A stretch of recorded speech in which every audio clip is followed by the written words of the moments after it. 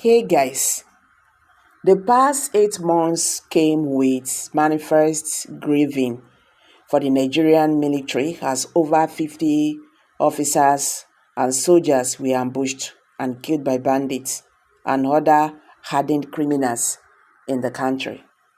The quoted figure represents reported cases as the military for strategic reasons.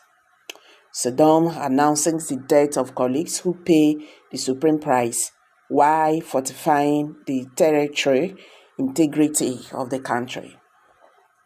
The spokesman of the Defense Media Operation DMO, Major General Edward Buba, while reacting to the incessant ambush and killing of military personnel, told The Guardian that surely it would be over 50 personnel that would have been killed in 8 months. The latest of such killings was the tragic murder of a senior army commander in a recent ambush in Katsina State. The incident occurred in Malali village, Gangara, local council of the state, where the victim, who was a major in the Nigerian army, was responding to a distress call. According to sources, the late army officer was en route to support local forces, repelling attack when his vehicle was intercepted by bandits. His assassins ambushed him and fatally shot him in the head, reports said. On March 14 this year, 17 Nigerian soldiers, including 3 officers, were killed on a mission to stop clashes between 2 communities in Delta State. Their remains were laid to rest in a state burial at the military cemetery in Abuja. Both of the federal and the Delta State governments had condemned the killing, promising that the perpetrators would face the wrath of the law.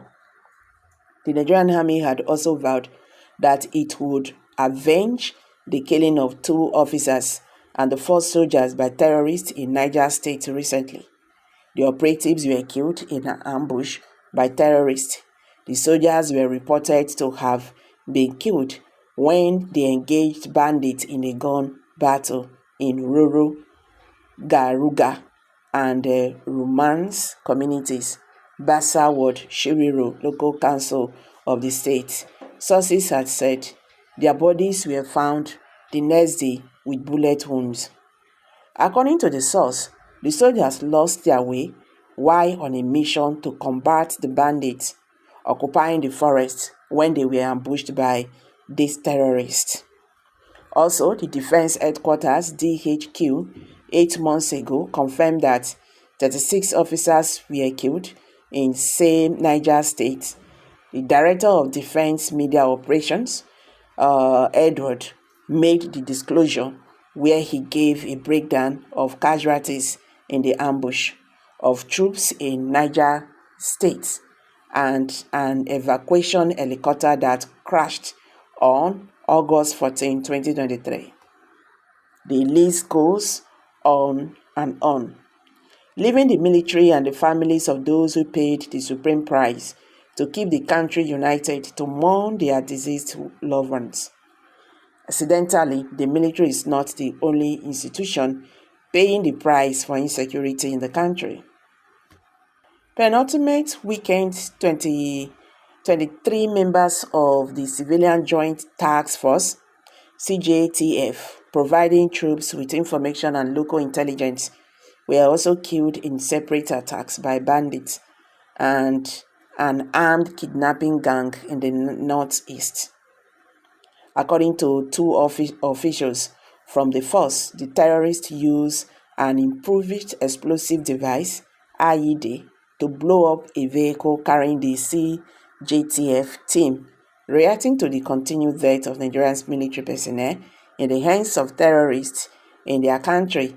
The security expert Frank described the development as disheartening.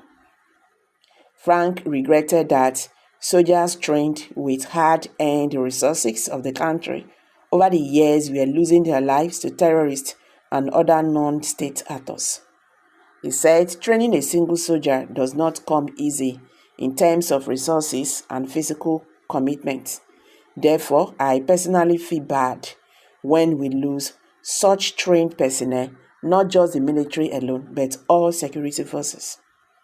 It is certainly not easy to train a policeman, customs or immigration officer, so losing them carelessly to terrorists and other gunmen can be quite painful.